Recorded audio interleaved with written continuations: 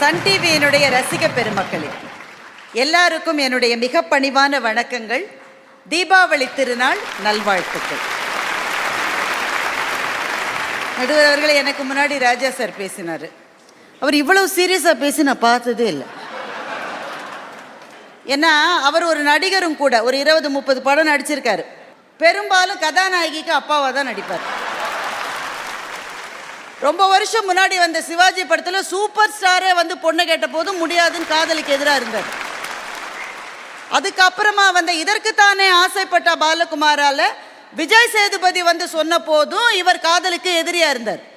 எதிரியா இருந்து நடிச்சு நடிச்சு பட்டிமன்றத்திலேயே அதே மாதிரி பேச ஆரம்பிச்சிட்டார். அவர் மாது அண்ணா அப்படிதான் பேசுவார் பாருங்க. சட்டை கூட 2 பேரும் ஒரே மாதிரி போட்டிருக்காங்க. இல்லை, அனுகிரகா தான் தேவையில்லாமல் போய் அங்கே மாட்டிருச்சு. ஒன்றும் டைமே ஆகலை. அனுகிரகா பட்டிமன்றம் இன்னும் கூட முடியல. கூட்டணிக்கு எப்போதும் எங்கள் கதவுகள் திறந்தே இருக்கும். நீங்கள் என்ன சொல்கிறீங்க? பிள்ளைங்களுக்கு வயது இல்லை, முடிவெடுக்கிற பக்குவம் இல்லை சொல்லிட்டாரா? பொதுமக்களே, இந்த பாவத்துக்கெல்லாம் நான் ஆளே இல்லை. நான் சொல்கிறது உண்மை.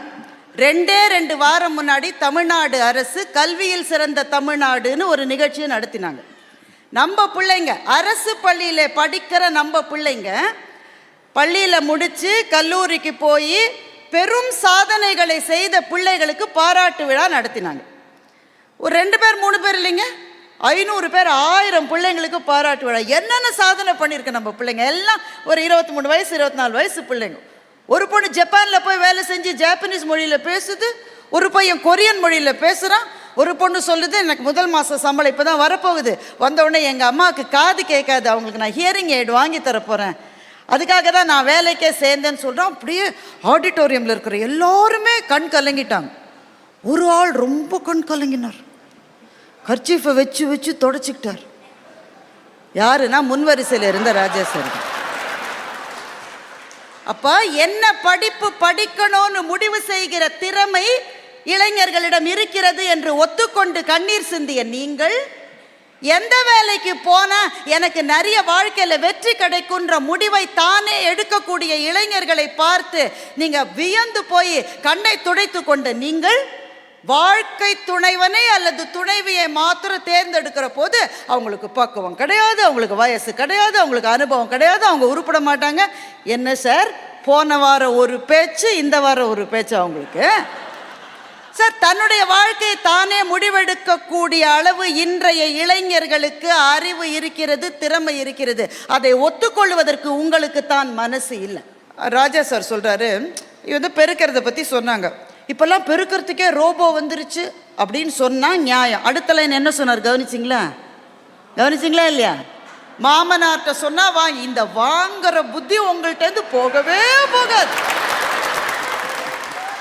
சார். எங்க இளைஞன் சொல்றான், சார் நம்ம சம்பாதிச்சு வாங்குவோம்ப்பா, நானும் நீ சேர்ந்து உழைச்சி வாங்குவோம்ப்பா. எங்க இளைஞன் சொல்றான், சார் பாமனார்ட்ட காசு வாங்க அவனுக்கு கூசுது சார். அந்த காதலை போற்றாமல் வாங்கி வாங்கி எவ்வளவு கிடைச்சாலும் போராது போராது என்ற அந்த வாழ்க்கை உங்க 3 பேருக்கு இனிக்குதா? காதலித்து வந்தால் ஏன் அந்த வாழ்க்கை இனிக்கும் என்று நான் சொல்லுகின்றேன். இது நாமே எடுத்த முடிவு. நம்ம தோத்து போயிடக்கூடாது. 2 பேரும் ஜெயிச்சு காட்டணுன்ற உறுதி காதல் திருமணத்தில் தான் இருக்கும். அப்பா அம்மா பார்த்து செய்து வைக்கிற கல்யாணம் நீங்கள் தானே பார்த்தீங்க, என்ன பார்த்துருக்கீங்க? இதெல்லாம் ஒரு ஆளான்னு அவங்க மேலே பழியை தூக்கி போட்டு பிரியறதுக்கு தயாராக இருக்காங்க. ஆனால் காதல் திருமணம் இது என்னுடைய முடிவு என்பதனால் இன்னும் ரெஸ்பான்சிபிளாக இருக்காங்க, இன்னும் பொறுப்பாக இருக்காங்க, வாழ்ந்து காட்டி ஜெயிக்கணும்னு இருக்காங்க. ராஜா சார் என்ன சொன்னீங்க? நீங்கள் பெற்றோர் பார்த்து செய்து வைத்த திருமணம்லாம் தான் அவங்க தான் 60ஆம் கல்யாணம் செஞ்சுக்கிறாங்களாம் சார். இப்போ 60 வயசு ஆனவங்கள்லாம் பெற்றோர் பார்த்து வச்ச கல்யாணம் தான் சார் செஞ்சுருப்பாங்க. இன்றைய இளைஞர்களுக்கு இன்னும் 60 வயசு ஆகலையே.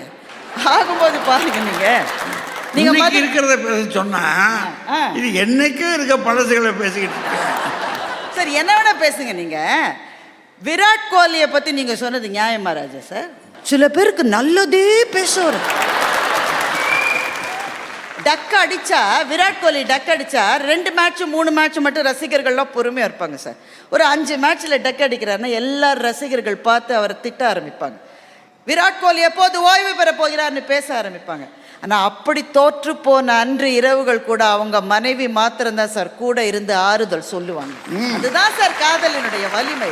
அதனால தான் ஜெயிக்கிற போது, தோக்கும் போது தன் பக்கத்தில் இருக்கிற தன்னுடைய காதலியை தான் ஜெயிக்கிற போது நினைச்சு பார்க்குறானே, அவன் தான் சார் உண்மையான காதலன். அதெல்லாம் உங்களுக்கு தெரியாது சார். இங்கே இருக்கிற எத்தனையோ பேருக்கு 50 வயசு 60 வயசுக்கு மேலே இருக்கும். உங்களெல்லாம் பொண்ணு பார்த்த அந்த நாளை நீங்கள் மகிழ்ச்சியாக யோசிச்சு பார்க்குறீங்க. என்னென்ன கேள்வி கேட்டது கிழங்கட்டையெல்லாம் சேர்ந்து. உனக்கு பாட தெரியுமா, உனக்கு ஆட தெரியுமா, சிலதெல்லாம் முடியை இழுத்து பார்த்துது, சிலது போட்டிருக்கிற தங்கம் ஒரிஜினலான்னு உரசி பார்த்துது. சார், பெண் பார்ப்பது என்ற சடங்கே நாகரிகமற்றது என்று நினைக்கிறது இந்த தலைமுறை. ஏன்னா ஒரு பொண்ணை நீங்கள் வர சொல்ல வேண்டியது, வாம்மா மின்னல்னு ஒத்தர கும்பலாக இருந்து சௌஜி பஜ்ஜி சாப்பிட்டுட்டு அப்புறமா போய் சொல்கிறோன்னு போய் லெட்ரு போட வேண்டியது. என்னென்ன அயோக்கியத்தனெல்லாம் நடத்தினீங்க நீங்கள். பெரியவர்கள் பார்த்து வைக்கிற திருமணத்தில் அக்காவை பார்த்து போயிட்டு ஊருக்கு போய் லெட்டரில் அக்காவை விட தங்கையை பிடித்திருக்கிறதுன்னு லெட்ரு எழுதினீங்களா இல்லையா நீங்களாம்? இதெல்லாம் இவங்களுக்கு ரொம்ப நாகரீகமோ இந்த மாதிரி கல்யாணத்தை தான் பண்ணணுமா? காதலிக்கும் போது இருக்கிற சந்தோஷம் காதலித்த பிறகு இருப்பதில்லைன்னு ராஜா சார் சொன்னார். வெங்கடேஷ் சுவாதி சமீபத்தில் வந்த ஒரு செய்தி. இவங்க 2 பேர் திருமணம் பண்ணிக்கிட்டாங்க. சமூக ஊடகங்களில் எல்லாத்துலேயும் அவங்கள ரொம்ப பாராட்டினாங்க. என்ன காரணம் தெரியுமா? வெங்கடேஷ் நல்ல உயரமான இளைஞர், ஆல்ரெடி இருக்கிற இளைஞர் அவர்.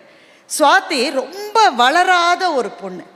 சுவாதியை வெங்கடேஷ் காதலிச்சாரு. சுவாதி சொன்னாங்க, வேணாம், நான் ரொம்ப உயரம் குறைவாக இருக்கேன், இது சரியாக வராது. வெங்கடேஷ் தொடர்ந்து காதலிச்சார். 2 பேரும் கல்யாணம் பண்ணிக்கிட்டாங்க. அவங்க பெத்த பிள்ளையை தான் சார் தூக்கிட்டு போவாங்க. வெங்கடேஷ் தன்னுடைய மனைவியை தன்னுடைய பிள்ளைமா தூக்கிட்டு போனாங்க. நீங்கள் யோசிச்சு பாருங்க, பெற்றோர்கள் இவர்களுக்கு பார்த்து திருமணம் செய்து வைத்திருந்தால் இந்த மாதிரியான சில குறைபாடுகள் இருக்கிறவர்கள் இவங்களுக்கெல்லாம் எப்போவாது கல்யாணம் நடக்குமா? காதல் என்பது வடிவை பார்ப்பதில்லை, அழகை பார்ப்பதில்லை, ஜாதியை பார்ப்பதில்லை, பணத்தை பார்ப்பதில்லை, நெஞ்சத்திலே இருக்கிற பிரியத்தை மாத்திரமே பார்க்கிறது. பெருமக்களே, ஒரே ஒரு விஷயம் சொல்லி நான் என்னுடைய பேச்சை நிறைவு செய்யலாம் என்று நினைக்கின்றேன். காதலுக்கு எதிராக பேசுகிறவர்கள் எல்லாருக்கும் ஒரே ஒரு பிரச்சனை தான், நமக்கு கடைகள் என்ற பிரச்சனை. உறவினர்களுக்காக பயந்து, ஊருக்காக பயந்து, என்ன சொல்லுவாங்களோன்ற அச்சத்தோடு வாழ்கிற வாழ்க்கையே மகிழ்ச்சியான வாழ்க்கை என்று நீங்கள் சொல்லுகிறீர்களா? காதல் திருமணங்கள் ஏன் மகிழ்ச்சியாக இருக்கிறது என்றால், பெற்றோர் பார்த்து செய்த திருமணத்தில் பெண் என்கிறவள் எப்போதுமே அடிமையாக கீழே இருக்கிறவராக பார்க்கப்படுகிறாள். காதல் திருமணத்தில் அவங்க 2 பேரும் ஈக்குவல்ஸாக இருக்காங்க. ராஜா சார் ரொம்ப சொல்கிறாரு, வி ஆர் ப்ரெக்னென்ட்னு சொல்கிறத எவ்வளவு எப்படிலாம் சொன்ன. இப்போ 2 ஊசி அவனுக்கு போட்டுடலாமா? போட முடியாது சார். 2 ஊசி அவனுக்கு போட முடியாது, அவளுக்கு தான் ஊசி போடணும், அவள் தான் பிள்ளையை பெறணும். ஆனால் பெற்றோர் பார்த்து செய்த திருமணத்திலே அந்த பிள்ளையை தூக்கிறது கூட ஏன் வேலை இல்லைன்னு முறைச்சிக்கிட்டு நீங்கள் முன்னால் நடந்தீங்களே. எங்கள் இளைஞர்கள் இப்போது அப்படி நடப்பது. அவன் டயப்பர் மாத்திரான், தன்னுடைய மனைவி பிரசவம் ஆயிருந்தா அவளுக்கு என்னென்ன வேணுமோ அவனே பார்த்து செய்கிறான். இன்னும் சொல்ல போனால் அவனே தாயுமானவனாக இருக்கிறான். அந்த 2 நெஞ்சங்களுக்குள்ளே இருக்கிற பிணைப்பை புரிந்து கொண்டிருந்தால் இந்த 3 பேர் இப்படி பேசியிருக்க மாட்டாங்க. தமிழ்நாட்டினுடைய மரபே காதல் திருமணம் தான். பெற்றோர் பார்த்து செய்த திருமணம் தான் நடுவில் வந்தது. மரபில் ஆதியிலே இருக்கிற காதல் திருமணங்கள் தான் ஜெயிக்கும் என்று மரபை நேசிக்கிற எங்கள் நடுவர் தீர்ப்பு சொல்வார் என்ற நம்பிக்கையோடு விடைபெறுகிறேன். நன்றி, வணக்கம்.